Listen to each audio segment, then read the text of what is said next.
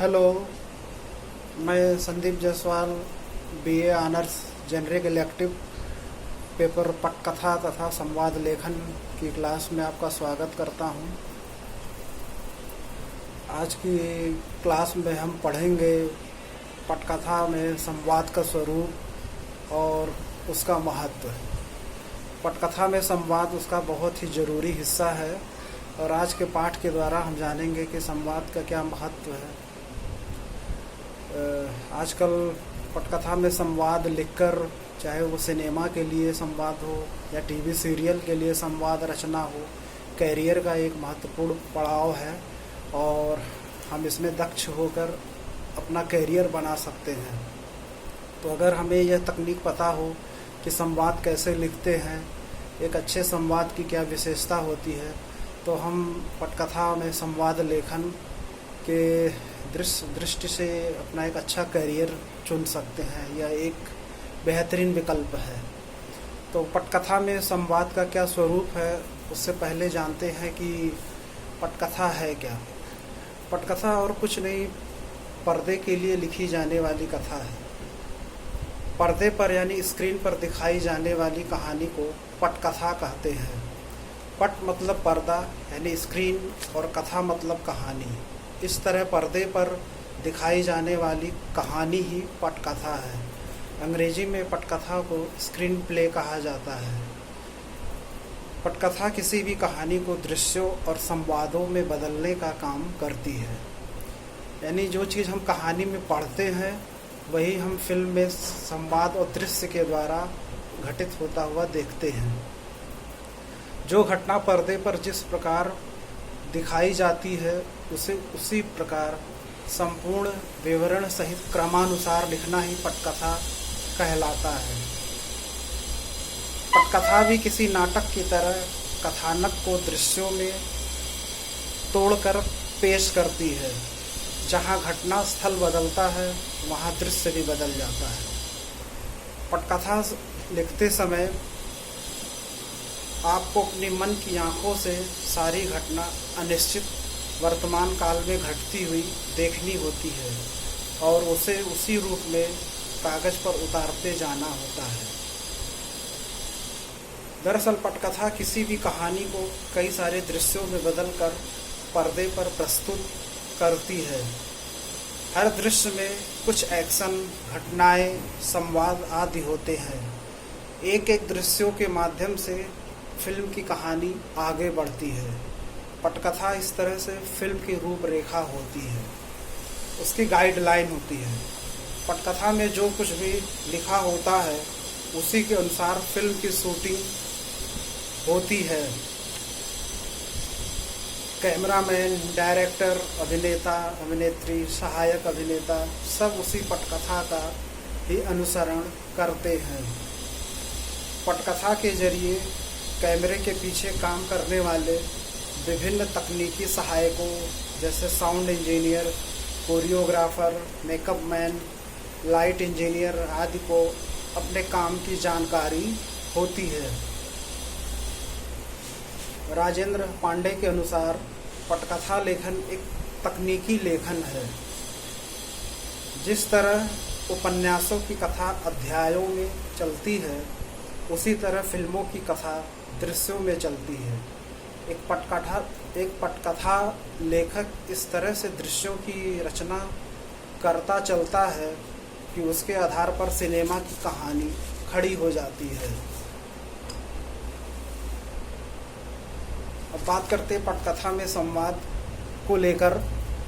तो संवाद पटकथा का जरूरी हिस्सा है, उसके बगैर पटकथा अधूरी है। संवाद ही फिल्म के घटनाक्रम को गतिशील बनाते हैं। विभिन्न चरित्रों की विशेषताएं उनसे प्रकट होती हैं। फिल्म में वातावरण किस तरह का है यह भी उसमें बोले गए संवादों से पता चलता है। इतना ही नहीं, फिल्म में एक चरित्र का दूसरे चरित्र से कैसा संबंध है यह भी संवादों से ही पता चलता है। मनोहर श्याम जोशी के अनुसार संवाद प्रधान दृश्यों में आपको छोटे और पैने संवाद रखने चाहिए। कोशिश यह होनी चाहिए कि संवादों से या तो चरित्र चित्रण हो या ऐसी कोई सूचना मिले जिससे कहानी आगे बढ़े या दर्शकों के मन में पात्रों के प्रति किसी विशिष्ट भावना का उद्रेक हो या ज़बरदस्त ड्रामा पैदा हो। तो किसी पटकथा में संवाद के कई भूमिकाएं हैं, उसका कई तरह से महत्व है। इसका जो सबसे और एक ज़रूरी काम है वह है कथानक का विकास। किसी भी फिल्म में संवाद मुख्य रूप से दो प्रकार के होते हैं, पहला कथात्मक और दूसरा चरित्रात्मक। कथात्मक संवाद क्या होता है इसके बारे में अब जानते हैं। जिन संवादों के द्वारा कहानी आगे बढ़ाने में मदद मिलती है उन्हें कथात्मक संवाद कहते हैं। दूसरे शब्दों में इसके जरिए कथानक का विकास होता है। फिल्म देखते हुए हम संवादों को सुनकर अंदाज़ा लगाते हैं कि अब आगे क्या होगा। उदाहरण के तौर पे सन ऑफ सरदार फिल्म में हीरो हीरोइन ट्रेन में बैठे हुए कहीं जा रहे हैं, उनके बीच होने वाली बातचीत से पता चल जाता है वे कहाँ जा रहे हैं और क्यों जा रहे हैं, अथवा अब फिल्म में आगे क्या होगा। जैसे हीरोइन हीरो से कहती है, वैसे जा कहाँ रहा है तू। हीरो कहता है, फगवाड़े के पास मेरा ख़ानदानी ज़मीन है, उसे बेचने जा रहा हूँ। और आप। हीरोइन कहती है, फगवाड़े के पास मेरा घर है, दिल्ली में पढ़ती हूँ, स्टडीज खत्म तो घर जा रही हूँ। इस तरह से इस संवाद के माध्यम से ये पता चल जाता है कि हीरो और हीरोइन कहाँ जा रहे हैं और किस मकसद से यात्रा कर रहे हैं। और फिर इसमें जिज्ञासा भी बढ़ती है कि अब आगे क्या होगा इन दोनों के द्वारा बोले गए संवादों से। वैसे तो किसी फिल्म में संवाद के अलावा एक्शन दृश्य भी होते हैं, एक्शन के तमाम सारे बिंब होते हैं जिनसे कहानी आगे बढ़ती है, लेकिन केवल उसी के आधार पर यह नहीं जाना जा सकता कि फिल्म में हो क्या रहा है। जैसे बाहुबली फिल्म में हीरो रानी देवसेना को छुड़ा कर लाता है। इस प्रसंग में खूब लंबा एक्शन दृश्य है, मार धाड़ युद्ध के दृश्य हैं, सब चलते हैं। लेकिन जब बाहुबली कटप्पा से पूछता है वह कौन है उसके असली माँ बाप, तब कटप्पा के बोलने से, उसके बताने से सारा राज खुलता है और कहानी फिर आगे बढ़ती है। फिल्म में वह संवाद इस प्रकार से है। बाहुबली पूछता है कटप्पा से, मैं हूँ कौन। तब कटप्पा कहता है, हमारे भगवान अमरेंद्र बाहुबली का अंश हो तुम। अपनी माता के 25 वर्षों की प्रतीक्षा का परिणाम हो तुम। इस इतिहास का आरंभ 50 वर्ष पहले हुआ था। माहिष्मती के राज सिंहासन पर तुम्हारे दादा विक्रमदेव विराजमान हुए। तो इस तरह कटप्पा के बोलने से यह पता चल जाता है कि बाहुबली वास्तव में किसका पुत्र है, उसका स्रोत क्या है, उसका इतिहास, उसका घर, ये सारी चीज़ें हमें कटप्पा के संवाद से पता चलते हैं। इस तरह कथात्मक संवादों के जरिए कहानी को आगे बढ़ाया जाता है। इन संवादों का एक फ़ायदा यह भी है कि खर्चीले और लंबे दृश्यों को ना दिखाकर संवाद के द्वारा ही सब कुछ बता दिया जाता है। जैसे कि कहानी कहाँ पर घट रही है, आगे क्या क्या होने वाला है, या पीछे की किसी घटना को ही संवादों के माध्यम से बयान कर दिया जाता है। जैसे कौन से शहर की घटना है, मौसम क्या है, चरित्र का नाम क्या है, ये सारी चीज़ें बोल कर ही बता दी जाती हैं। उसमें दृश्य पर उतना हमें समय नहीं व्यतीत करना पड़ता, या घटनाओं पर उतना हमें समय व्यतीत नहीं करना पड़ता। महज छोटे से संवाद से ही पता चल जाता है कि वास्तव में उस वक्त वहाँ हो क्या रहा था। अब आते हैं दूसरे तरह के संवाद पर, जो कि चरित्रात्मक संवाद है। चरित्रात्मक संवाद का एक अर्थ यह भी है कि किसी चरित्र की विशेषता को उजागर करना। जिन संवादों के जरिए किसी पात्र अथवा चरित्र की विशेषता प्रकट होती है, उन्हें चरित्रात्मक संवाद कहते हैं। अर्थात किसी फिल्म में कोई पात्र किस टाइप का है, गुस्सैल है, शर्मीला है, हंसोड़ है, झगड़ालू, बातूनी, चालाक है आदि, यह सब उसके फिल्म में बोले गए संवादों से पता चल जाता है। शोले फिल्म की अगर बात की जाए तो उसमें दो दोस्त हैं, जय और वीरू। जय के रूप में अमिताभ बच्चन और वीरू के रूप में धर्मेंद्र। जय शांत और गंभीर स्वभाव का है, सो कम बोलता है। वहीं दूसरी ओर वीरू चंचल स्वभाव का है और फिल्म में खूब बोलता हुआ दिखाया गया है। इस तरह से इसी फिल्म में दो नायक हैं, दोनों के अलग अलग स्वभाव हमें देखने को मिलते हैं और उनका यह स्वभाव उनके द्वारा की गई हरकतों के अलावा उनके बोले संवादों से भी प्रकट होता है। इसी तरह दीवार फिल्म में एक भाई विजय यानी कि अमिताभ बच्चन गुस्सैल स्वभाव का है, महत्वाकांक्षी है। उसी का छोटा भाई रवि यानी शशि कपूर आदर्शवादी है। दोनों के स्वभाव की भिन्नता इस चर्चित संवाद से पता चलती है, जो दीवार फिल्म का बहुचर्चित संवाद है। विजय कहता है, मेरे पास गाड़ी है, बंगला है, तुम्हारे पास क्या है? तो रवि का जवाब होता है, मेरे पास माँ है। इस तरह से उन दोनों के अलग अलग मिजाज का पता इस संवाद के माध्यम से चलता है।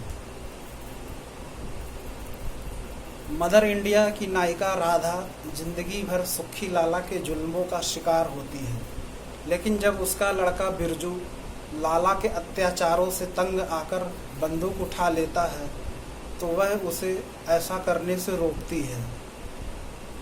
फिल्म में राधा कहती है, नहीं बिरजू, बिरजू बंदूक से कुछ ना होगा, बंदूक से तू गांव की औरतों का शरीर नहीं ढक सकता, बंदूक से उनके घर में अनाज नहीं आएगा।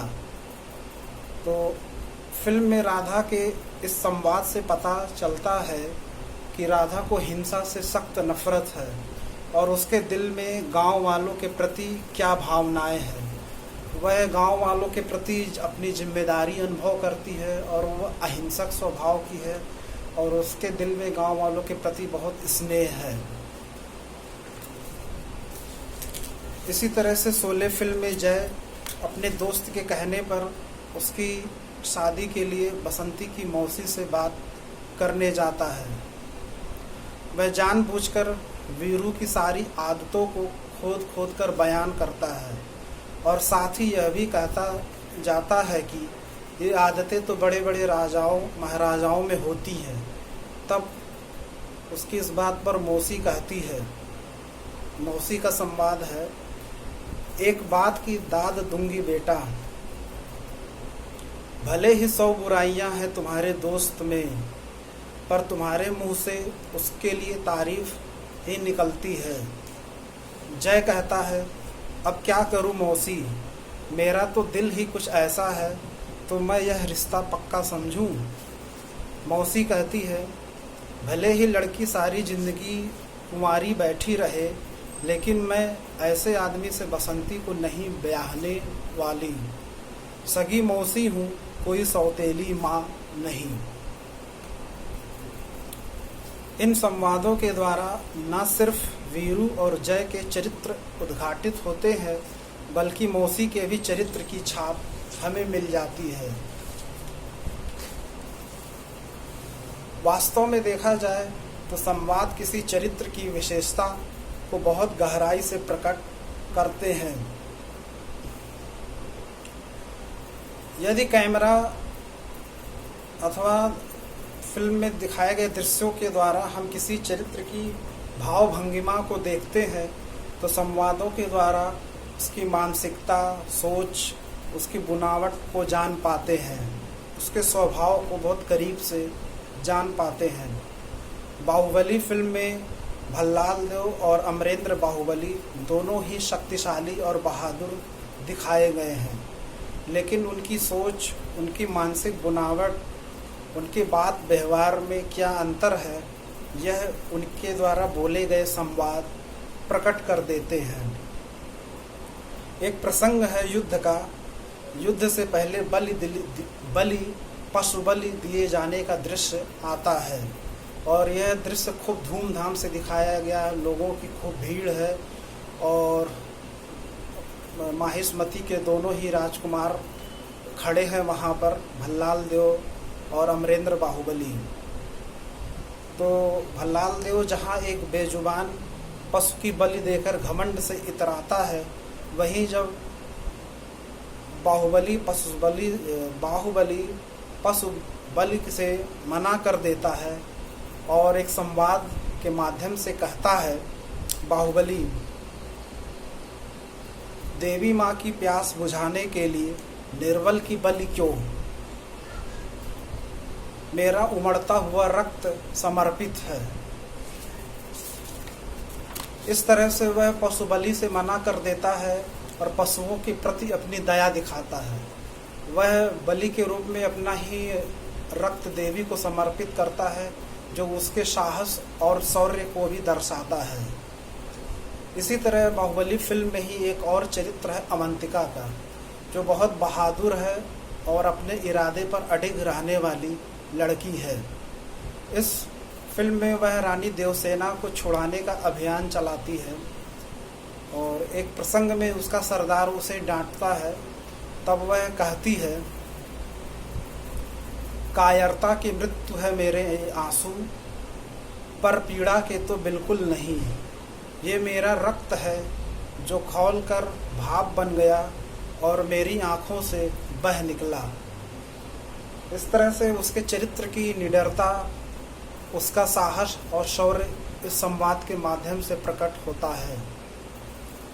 कई बार अभिनेता के द्वारा बोले गए कुछ खास संवाद उसके चरित्र की पहचान बन जाते हैं। यह संवाद जिसे चाहे तो चरित्रों का तकिया कलाम या पंचलाइन भी कह सकते हैं, दर्शकों के बीच खूब लोकप्रिय हो जाते हैं। हीरो के द्वारा या विलेन के भी द्वारा कहे गए तकिया कलाम ने हिंदी फिल्मों में खूब प्रसिद्धि बटोरी है और दर्शक आज भी उनके द्वारा कहे गए तकिया कलाम को दोहराते हैं। इस तरह से ऐसे बहुत से अभिनेता अभिनेत्री हैं जिन्होंने फिल्मों में किया है।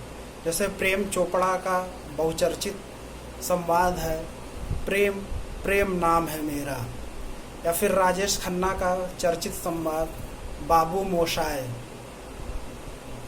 या फिर शोले में अमजद खान के द्वारा कहा गया कितने आदमी थे, या फिर मिस्टर इंडिया में अमरीश पुरी के द्वारा बार बार कहा जाने वाला यह संवाद मोगैम्बो खुश हुआ। इसी तरह से शहंशाह में अमिताभ बच्चन का कहा गया संवाद, रिश्ते में तो हम तुम्हारे बाप हैं, नाम है शहंशाह। या फिर सन ऑफ सरदार में अजय देवगन के द्वारा कहा गया संवाद, कभी हंस भी लिया करो। इसी तरह से शत्रुघ्न सिन्हा का यह वाक्य बहुत चर्चित हुआ, खामोश। अब बात करते हैं कि कोई संवाद दो चरित्रों के बीच के संबंध को कैसे प्रकट करता है, यानी दो चरित्रों के बीच क्या रिलेशन है, उसको भी संवाद चरित्रों के द्वारा बोले गए संवाद प्रकट कर देते हैं। तो संवाद दो चरित्रों के बीच के संबंध को प्रकट करता है, अर्थात दो लोगों के बीच कैसे, यह उनके द्वारा बोले गए संवाद से पता चल जाता है। हीरो और विलेन के बीच टकराव या झगड़े को जरूरी नहीं मार धाड़ या हिंसा के जरिए ही सिर्फ प्रस्तुत किया, उनके द्वारा बोले गए संवाद से भी दुश्मनी का पता चल जाता है। इसके अलावा हीरो हीरोइन के बीच रोमांस का दृश्य हो, प्रेम हो अथवा ब्रेकअप का प्रसंग हो आदि की सूचना भी संवाद से ही मिलती है। इसके अलावा माँ बेटी, बेटे बाप, भाई बहन, दो दोस्त, दो व्यापारी, इन तमाम रिश्तों को फिल्म में संवाद के जरिए प्रकट किया जाता है। 3 इडियट में बाप और बेटे, जो एक बेटा फोटोग्राफी करना चाहता है और उसके बाप के बीच बहुत ही भावनात्मक संवाद है, जिससे उनके रिश्ते की आत्मीयता और गहराई का पता चलता है। इसी तरह से दिलवाले दुल्हनिया ले जाएंगे में माँ और बाप के बीच का अंतर्द्वंद भरा संवाद है, या माँ बेटी के बीच के संवाद दिखाए गए हैं, जिससे फिल्म की कहानी पर रोशनी पड़ती है। दो लोगों के बीच के टकराव को संवाद बड़ी खूबसूरती के साथ प्रकट करता है। फिल्म मुगले आजम में बादशाह अकबर और अनारकली के बीच की टकराहट को उनके संवादों ने रोचक बना दिया था। फिल्म में अकबर चाहता है कि अनारकली उसके बेटे सलीम से प्यार ना करे और उसे छोड़कर कहीं और चली जाए। वह उसे कैद खाने में बंद कर देता है और एक दिन फिर उसे समझाने के लिए उसके पास जाता है और उसको फिर एक तरह से धमकी देते हुए कहता है। अकबर का संवाद है कि वह चाहता है कि अनारकली उसके बेटे सलीम से प्यार ना करे और उसे छोड़ दे, तो अकबर कहता है अंधेरे और बढ़ा दिए जाएंगे। तब अनारकली कहती है आरजुएं और बढ़ जाएंगी। फिर अकबर कहता है और बढ़ती हुई आरजुओं को कुचल दिया जाएगा। तब तुरंत अनारकली प्रतिवाद करते हुए कहती है और जिल्ले इलाही का इंसाफ। इस तरह दो चरित्रों के बीच किस तरह के संबंध हैं, मधुर हैं, दोस्ताना है, उलझन भरे हैं, स्वार्थी संबंध है, चापलूसी भरे संबंध हैं, इन सबको बोले गए संवाद बखूबी प्रकट करते हैं। चरित्रों की टकराहट को कुछ हिंदी फिल्मों ने अपने संवाद के जरिए बड़ी सुंदरता से प्रकट किया है, जैसे शोले में ठाकुर और गब्बर के बीच, सौदागर में राज कपूर और दिलीप कुमार के बीच उतार चढ़ाव भरे संबंध, उनकी आत्मीयता या फिर उनके तनाव भरे जो दौर चलते हैं, उन सबको उनके द्वारा बोले गए संवाद बहुत खूबसूरती के साथ प्रकट करते हैं। अब बात करते हैं संवाद की भाषा पर। किसी भी फिल्म की कहानी एक समय विशेष की दास्तां